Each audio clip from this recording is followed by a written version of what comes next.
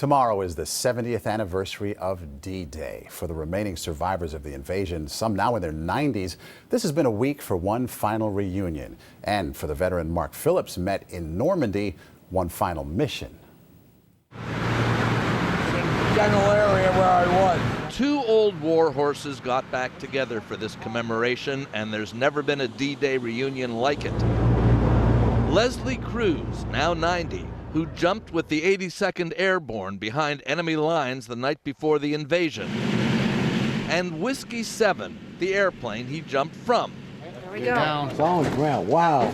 Both are back in Normandy, both with unfinished stories. Do you still see it as a drop zone from 7 years ago? Well, sometimes, yes. Leslie Cruz has returned before to the D-Day drop zones around St. Mary-Église, where he landed 70 years ago, but it's taken him this long to finally confront a ghost from his past. Next thing you know, there's guys plop, plop, plop, this side, that side, all around me. The ghost of Richard Vargas, a fellow paratrooper who was killed by an artillery shell as they both took cover during a German barrage. His body was right next to me, body to body. His head was right about here, his helmet against me, and the shell landed right beside him and just tore him apart on his right leg. Yeah. And I always figured that was for me. At the family's request, Richard Vargas was buried not in Normandy, but in another American war cemetery in eastern France, next to his brother, also a casualty. It took Leslie Cruz this long to find the grave. This day is a day of remembrance of something that happened 70 years ago on June 7th.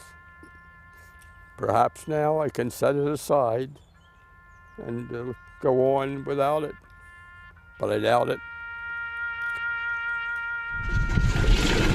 Whiskey 7, it turns out, is a tough old bird too. She's been refitted in her D-Day livery and flown back here from a New York State museum. And once again, she's dropping jumpers over Normandy. Well, that's the plane, huh? That same plane. It's hard to believe. History come full circle and finally put to rest. Gets us somewhat closure.